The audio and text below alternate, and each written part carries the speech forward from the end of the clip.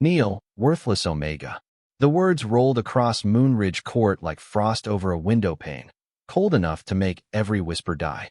Evelyn Hart stood at the center of the great hall with a silver cord around her wrists, her pale fingers folded so tightly that her knuckles had gone white.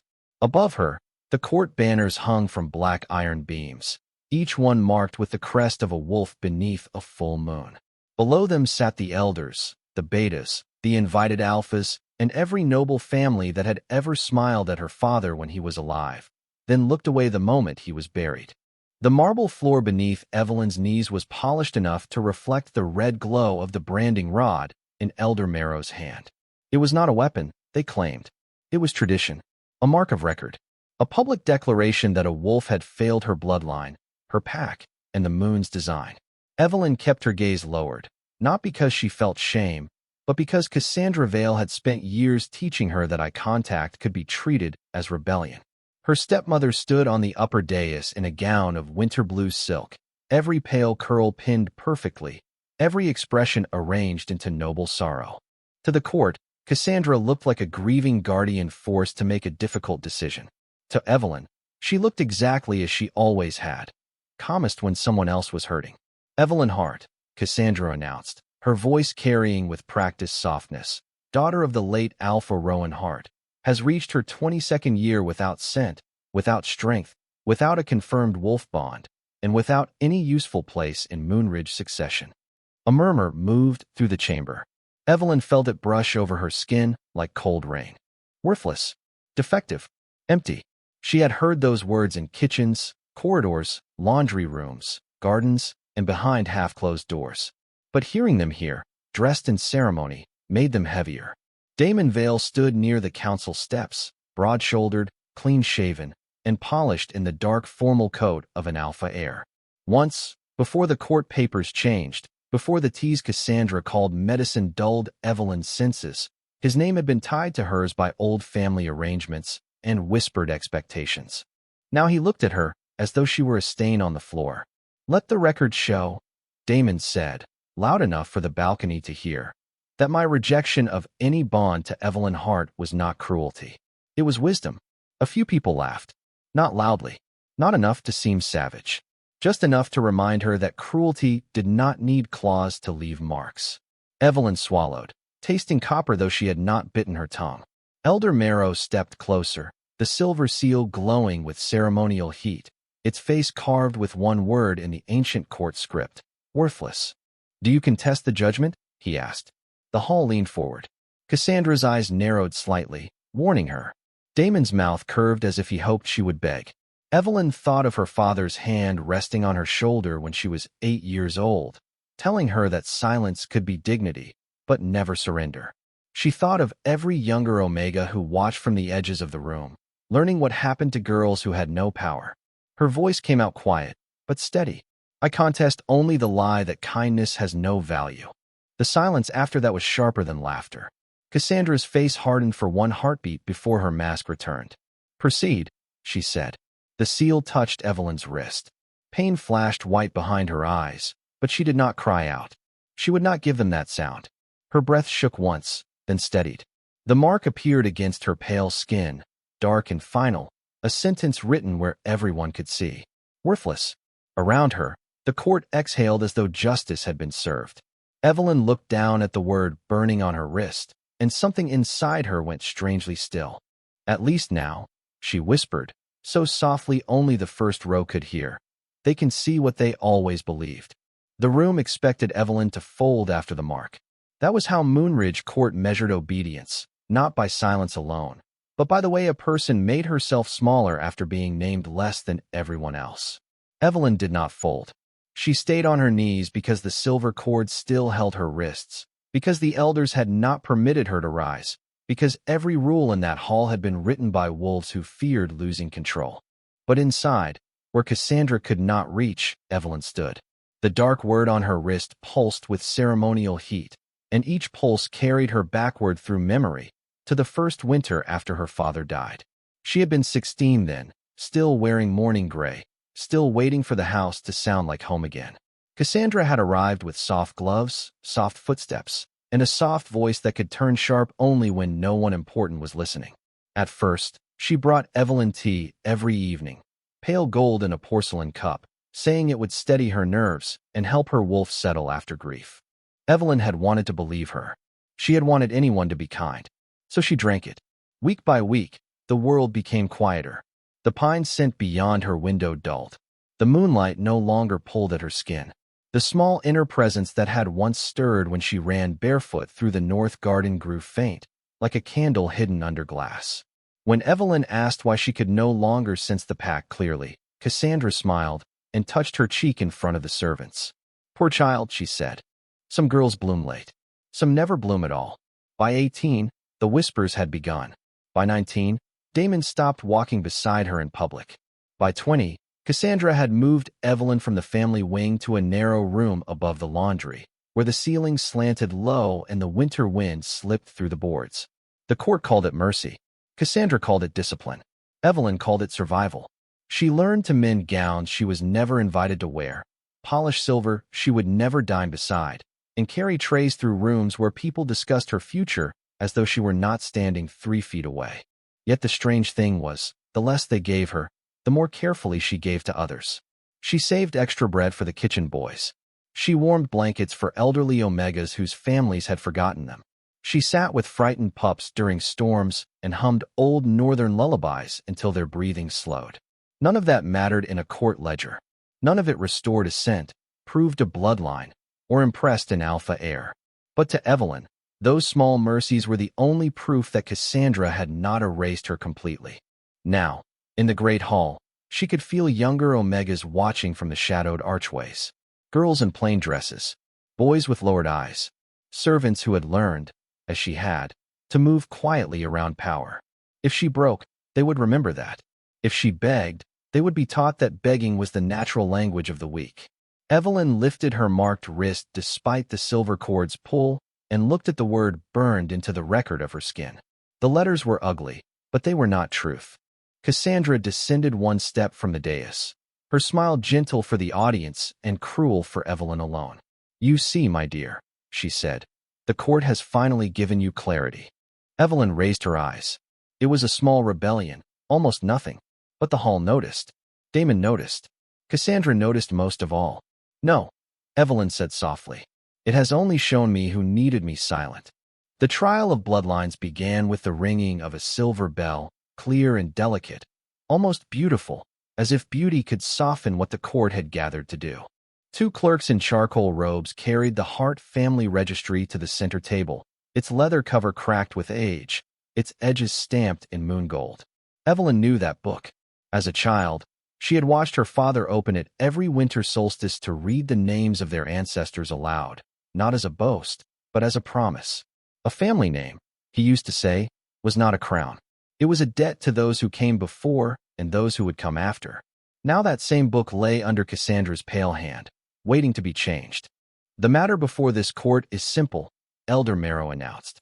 "Evelyn Hart has been found unsuitable to carry inheritance, alliance, or future claim within Moonridge succession. By guardian petition, the Hart line shall transfer recognized standing to Lady Cassandra Vale's appointed heir." A quiet stir passed through the hall. Everyone understood what the words meant. They were not only branding Evelyn worthless. They were removing her from her father's house as if she had never belonged there at all. Cassandra turned her face toward the council with graceful sadness. "I did everything a guardian could do," she said. "I protected the girl. I provided healers. I preserved her dignity longer than many would have. But mercy must never endanger a pack." Evelyn felt the lies settle over the room like dust. Protected, provided, preserved. 3 clean words for years of locked doors, bitter tea, and punishments delivered in whispers. She could have spoken, her mouth even opened slightly.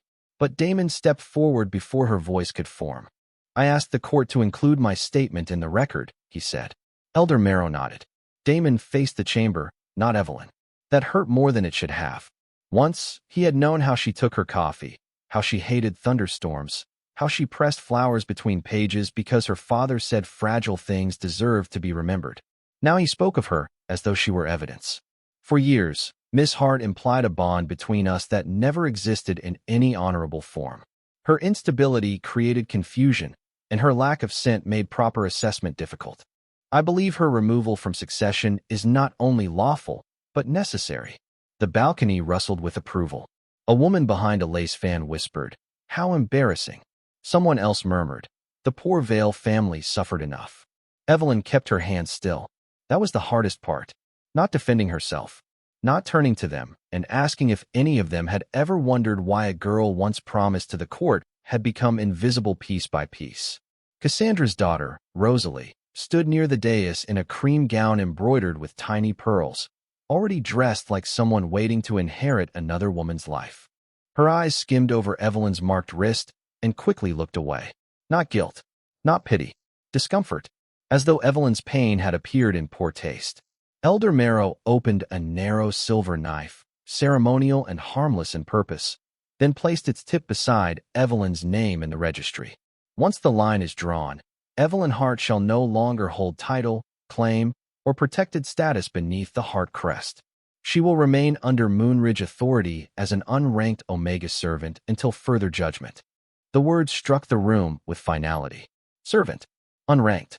Unprotected. Evelyn looked at the book, at the inked name her father had written himself when she was born. The letters blurred, but she refused the tears. Cassandra leaned closer, low enough that only Evelyn could hear. "You should thank me. Without my petition, they might have sent you beyond the border." Evelyn slowly turned her head. "You never wanted me gone," she whispered. "You wanted me close enough to watch disappear." For the first time all morning, Cassandra's smile faltered. Only for a second. Then the silver bell rang again, and Elder Marrow lowered the blade toward the page. The blade never touched the page. A small sound broke from the left side of the hall, so soft at first that most of the court ignored it. A child's breath catching, a chair scraping backward. Then a sharp little cry as Lily, one of the kitchen Omegas, stumbled near the service archway with a tray trembling in both hands.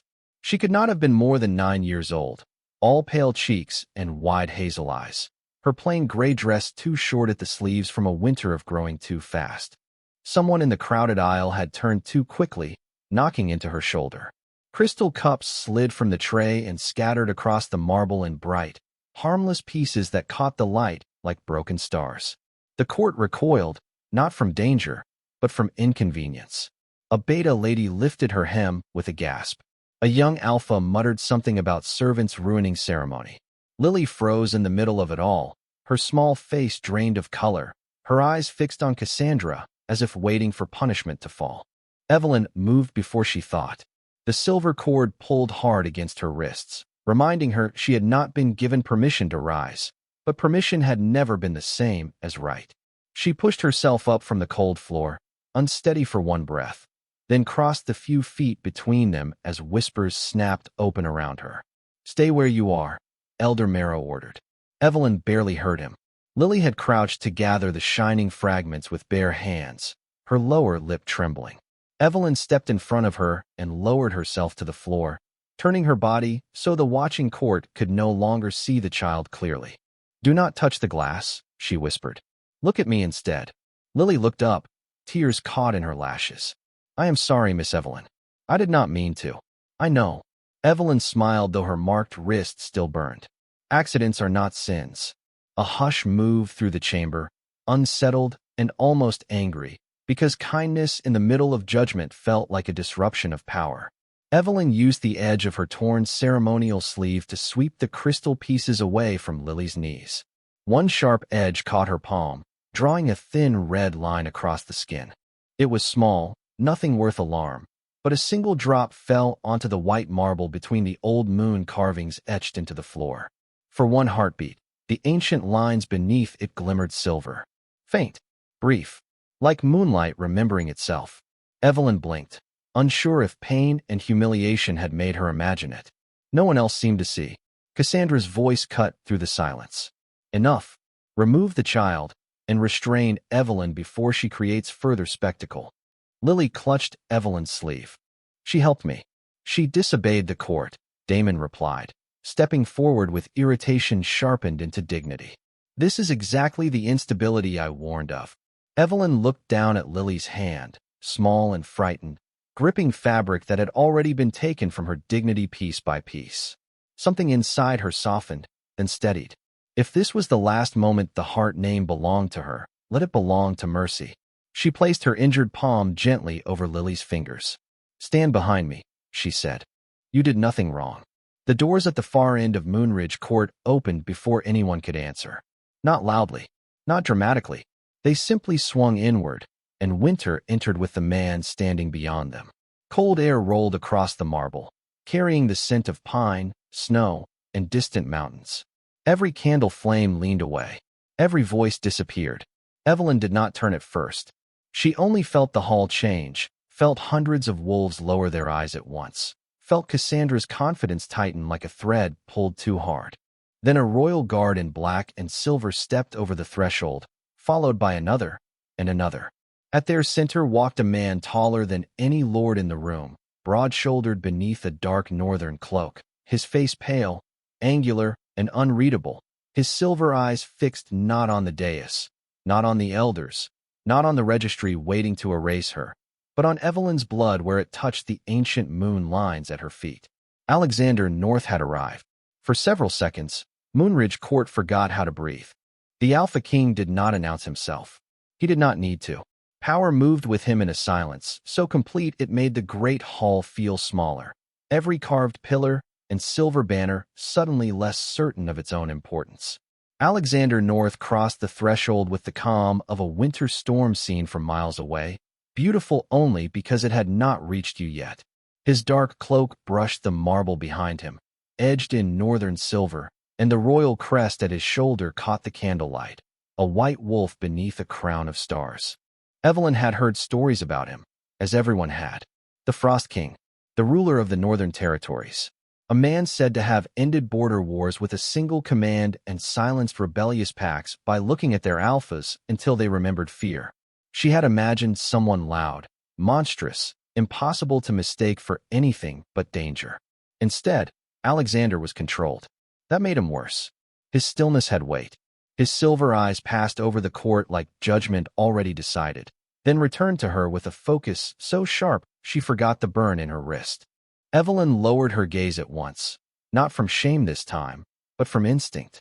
Beside her, Lily trembled against her sleeve. "Your Majesty," Cassandra said, recovering first because women like her survive by turning panic into performance. She swept into a deep curtsy, graceful enough to earn admiration from anyone who did not see how tightly her fingers clenched.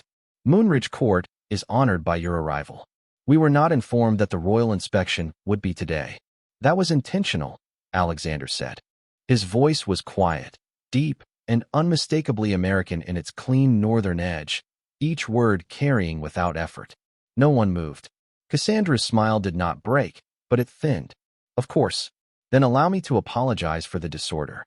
You have entered during a private matter of succession, a regrettable family proceeding." Alexander's gaze shifted to the registry on the table, the silver cord around Evelyn's wrists, the word dark on her pale skin, and finally the small child half hidden behind her. "Private," he repeated. It was not a question, but the hall treated it like one. Elder Marrow bowed, so low his chain of office slid forward across his chest. "A lawful proceeding, Your Majesty. The girl has been judged unfit by Moonridge standards." Damon stepped forward, eager to place himself near royal favor. "She disrupted the court moments before your arrival. We were attempting to contain the situation respectfully." Evelyn felt Lily's hand tighten. The child's fear was immediate, honest, and impossible to mistake. Alexander noticed. His eyes dropped to that tiny hand gripping Evelyn's torn sleeve, then to Evelyn's injured palm, where a small line of red marked the skin. Something changed in his face. Not softness. Not yet. But attention sharpened into something colder than anger. "Contain," he said. Damon's confidence wavered. "Yes, Your Majesty. She is unstable. Defective Omegas often become emotional under correction." The words should have stung. They had stung from others. But with Alexander standing there, the insult seemed to hang in the air and reveal more about Damon than about her. Evelyn drew a careful breath. Pine and snow. That northern scent filled the room now, clean enough to cut through perfume, candle smoke, and old fear. For the first time in years, something deep inside her stirred in answer. Faint. Startled. Alive. Cassandra moved down another step, placing herself between the king and the scene on the floor. My lord, Evelyn Hart has always been treated with more compassion than her condition deserves. Her lack of scent, her confused claims, her inability to serve the pack in any meaningful capacity, all of it has been documented. I fear she chose this moment to gain your sympathy. Evelyn almost laughed, but the sound would have broken in her throat. Sympathy. As if she had planned the child's tears, the glass, the blood, the king's arrival. As if a girl with a mark on her wrist and no title left could stage a miracle. Alexander looked past Cassandra as though she were a curtain, not a person. What is the child's name? He asked. Lily squeaked. Lily, your majesty. Evelyn felt the girl try to hide further behind her. Alexander's expression did not change, but his voice lowered by a fraction. Lily, did she frighten you? The court went still. Cassandra's eyes flashed. Damon opened his mouth, then seemed to think better of it. Lily looked up at Evelyn first. That was the moment that turned the room. Not royal command. Not fear. A child choosing where truth felt safest. No, Lily whispered. She saved me. The truth came from Lily in a voice barely louder than a candle flame, but it reached every corner of Moonridge Court. She saved me. 3 simple words, and suddenly the polished cruelty of the room had nowhere to hide. Evelyn felt the child trembling behind her, felt the silver cord still biting around her wrists, felt the mark on her skin pulse as if it resented being questioned. Cassandra's face remained composed, but the air around her shifted. Children misunderstand fear, she said smoothly. Lily was startled. Evelyn has always been skilled at appearing helpless when it benefits her. Alexander did not look at Cassandra. That was the first insult, and everyone understood it. His attention stayed on Lily. Did anyone tell you to say that? He asked. Lily shook her head quickly. No, your majesty. Did Evelyn push you? No, did she threaten you? No, Lily swallowed, then stepped from behind Evelyn's sleeve just enough for the court to see her. The cups fell, and everyone stared. Miss Evelyn told me not to touch the glass. She put herself in front of me. A silence followed, heavy and uncomfortable. Evelyn could almost hear the court searching for a way to make kindness sound suspicious. Damon found it first. One frightened child cannot overturn a lawful ruling, he said. The registry has been reviewed.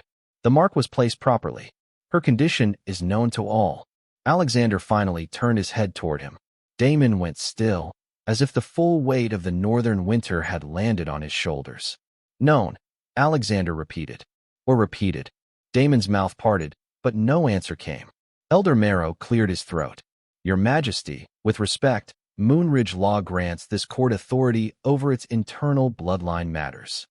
Royal law grants me authority over corruption beneath my crown. Alexander's voice did not rise. It did not have to. Open the proceeding again. Cassandra's smile vanished for half a second. My lord, that is unnecessary. The girl has already been judged. Then the truth will survive being seen twice. The words settled like a blade laid gently on velvet.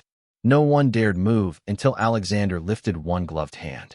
His royal guards stepped forward, not threatening, simply present, and that presence rearranged the room. Elder Marrow's fingers shook as he returned to the table. The registry was opened again. The silver seal was lifted again. Evelyn's name waited on the page, fragile in her father's handwriting. Remove the cord, Alexander said. Elder Marrow hesitated. Your Majesty, she is under restraint by court order. Alexander looked at the silver binding around Evelyn's wrists. For the first time, something like displeasure touched his face. I gave a different order. A guard moved to obey, but Alexander reached her first. Evelyn's breath caught as he came near. He was over a foot taller than she was even while she knelt. All dark wool, cold air, and controlled power. Up close, his eyes were not simply silver.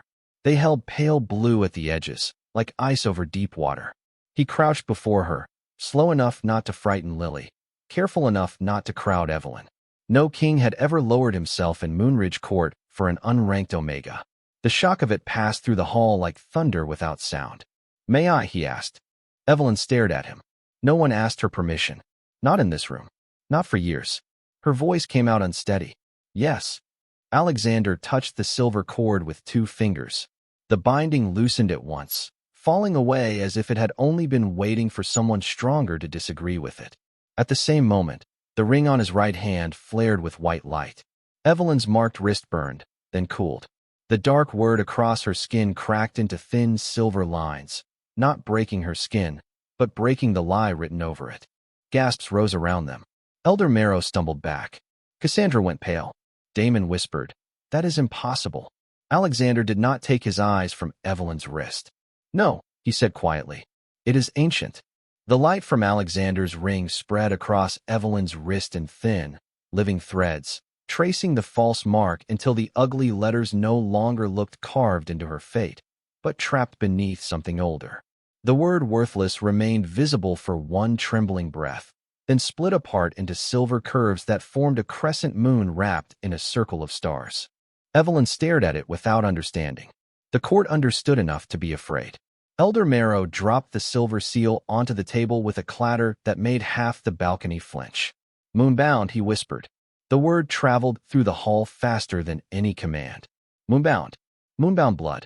A Luna line not recorded in common registries, not measured by scent, not awakened by ordinary rites. Evelyn had heard the term only once, years ago, from her father during a winter storm when she asked why some wolves were born quiet. He had looked toward the northern mountains and said, "Some gifts sleep deeper because they are meant for greater storms." Cassandra moved suddenly, her silk skirts whispering against the steps. "This is a misunderstanding," she said. "A ceremonial reaction, nothing more. The girl has been ill for years. Her condition could have corrupted the seal." Alexander rose slowly. The hall seemed to rise with him and shrink around Cassandra at the same time. "Corrupted," he said. An interesting choice of word. Cassandra's chin lifted. "Your Majesty, with respect, Moonridge has maintained loyal records for generations. Then you will not object to a royal review of every record altered after Alpha Rowanhart's death." For the first time, fear touched her eyes. Evelyn saw it and felt no triumph. Only a strange sadness. All those years Cassandra had seemed untouchable, and now one sentence had made her look almost small. Damon stepped forward, trying to gather the pieces of his pride.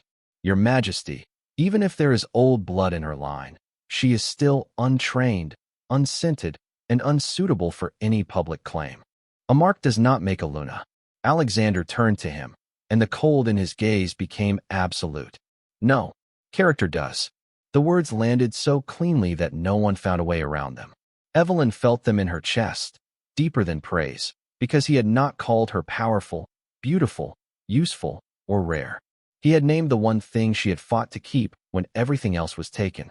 Alexander looked back at her, and the room seemed to fade at the edges. "Evelyn Hart," he said, speaking her name as if it belonged to her fully, not to the court, not to Cassandra, not to the registry. "The North recognizes moonbound blood. More than that, I recognize what I witnessed. A court demanded you defend your worth, and you used your first free breath to protect a child." Evelyn's throat tightened. She did not know how to answer a man who saw the one moment everyone else had tried to twist. Cassandra's voice snapped, sharper now. "She remains under Moonridge authority until this proceeding is complete." Alexander did not look away from Evelyn. "No, one word. Calm. Final." The royal guard straightened. The elders lowered their eyes. Even Damon took a step back. Alexander removed the northern cloak from his shoulders, dark as midnight outside, lined in pale silver inside, and held it not over Evelyn like a cage, but before her like a choice. "No one in this room will touch you again without your consent," he said.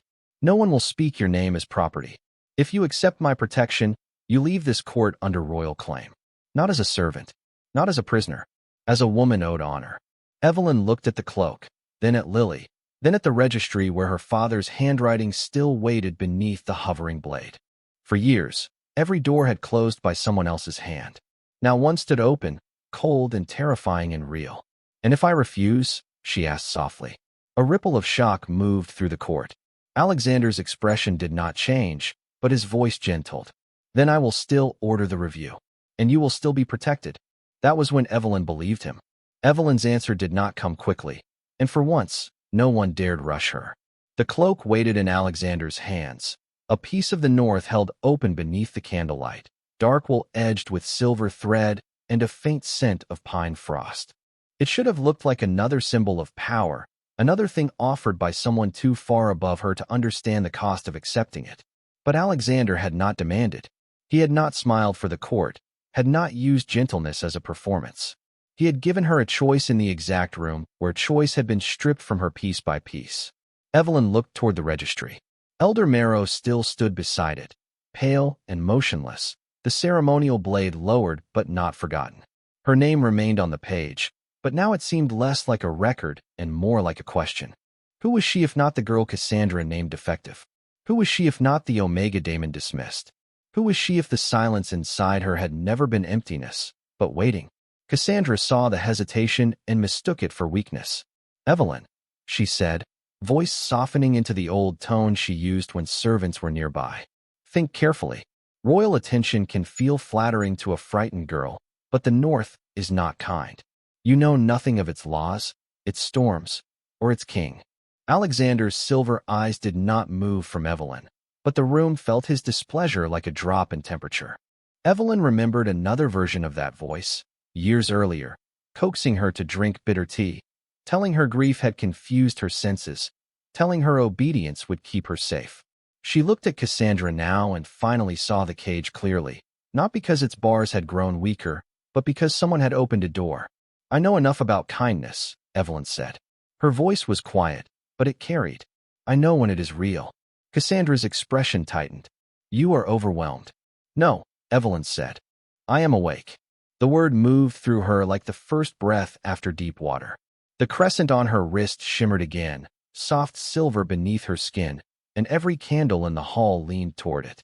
Lily reached for her hand. Evelyn squeezed the child's fingers once, then gently let go. She rose to her feet without permission. No one stopped her. She stepped toward Alexander, every pace slow, not because she was afraid of him, but because the moment deserved to belong to her. Daemon's voice broke through the silence. "Evelyn, do not do this. You do not understand what a royal claim means." She paused and looked at him fully. Once, that might have been enough to reopen old hurt. Now it only showed her how far she had walked. "Neither did you," she said, "when you treated a bond like an inconvenience." Daemon's face lost color. Evelyn turned away before he could answer. Alexander lowered the cloak slightly, making certain she could take it herself. That small restraint nearly undid her. She touched the silver lining, expecting cold, but it was warm from his hands. Then she drew it around her shoulders. The hall changed. Not with thunder, not with spectacle, with recognition. The moon carvings beneath the marble glowed in a widening circle around her feet. The false mark on her wrist dissolved completely, leaving only the crescent and stars. Elder Marrow sank to one knee first, not from loyalty, but from fear of what he had almost erased. One by one, the court followed. Betas, alphas, noble ladies behind lace fans. Daemon, stiff and shaken. Even Rosalie lowered her head.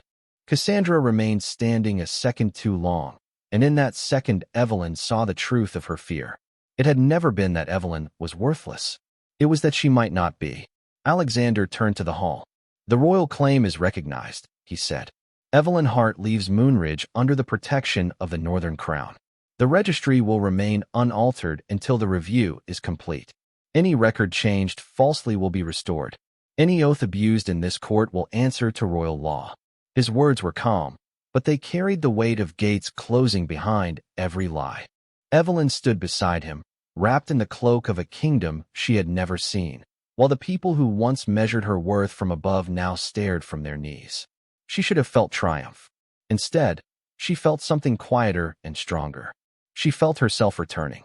The court remained on its knees while Evelyn stood beneath the northern cloak, and the silence no longer felt like judgment.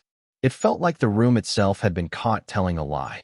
For years, Moonridge had taught her that power was a voice above her, a hand directing her, a closed door, a written rule, a cup placed in front of her with a smile she was too young to distrust. Now power stood beside her in the form of Alexander North, but it did not press down. It made space. That was the difference Evelyn would remember. Alexander offered his arm, not as an order, but as a question. She took it because she chose to, because her legs were steady now, because the girl who had knelt beneath the word worthless had not vanished. She had risen. Lily watched from near the service archway, still pale, still brave. Evelyn paused and turned back. "Lily," she said softly, "you told the truth when it was hard. Do not forget that it mattered." The child nodded, tears shining in her hazel eyes. But this time they did not look like fear. Cassandra made one final attempt to gather herself. "Your Majesty, surely you will not remove her before Moonridge has prepared the appropriate transfer documents." Alexander's gaze moved to her at last. It was almost gentle, and somehow that made it colder. "You have prepared enough documents." No one laughed. No one needed to. Cassandra lowered her eyes, and the simple act seemed to age her more than any punishment could have. Damon remained kneeling near the council steps, his face drawn tight with disbelief. "Evelyn," he said, her name rough in his throat. Alexander's arm tensed beneath her hand, but he did not speak for her. Evelyn looked at Damon without hate. That surprised her most of all. Hate would have kept her tied to the girl he had humiliated. She wanted freedom more. "I hope one day you learn the difference between choosing power and choosing what is right," she said. "They are not always the same thing." Damon lowered his head, and Evelyn turned away before the past could ask for more of her. The great doors opened to the outer steps of Moonridge Hall. Cold northern air swept in, clean and bright, carrying the scent of snow even though winter was still weeks away. Beyond the courtyard, royal horses waited with black tack and silver crests. The sky had deepened toward evening, and the first stars appeared above the dark line of pine trees. Evelyn stopped at the threshold. She had imagined leaving this place 1,000 times, always in shame, always alone, always with nothing but a bundle of clothes and the sound of doors closing behind her. She had never imagined walking out while every wolf in the court remained bowed behind her. She had never imagined the mark meant to erase her becoming a light beneath her skin. Alexander glanced down at her. "Are you afraid?" he asked. Evelyn looked toward the north, where mountains waited beyond miles of forest and road, where storms had names and kings carried old curses in their silence. "Yes," she admitted, his expression softened by the smallest degree. "So am I." That answer reached her more deeply than any promise could have. Not because a king confessed weakness, but because he trusted her with truth. Evelyn tightened her hand on his arm and stepped into the cold. Behind her, Moonridge Court became smaller with every breath. Ahead, the road curved beneath a rising moon, silver and unfinished, like a story just beginning. The crescent on her wrist warmed once, gentle as a heartbeat. Evelyn did not know whether destiny had come to reward her, test her, or lead her into a danger no one in that hall could understand. But for the first time in years, her future did not feel like something being taken from her. It felt like something opening. And beside her, the Alpha King of the North walked slowly enough for her to choose every step.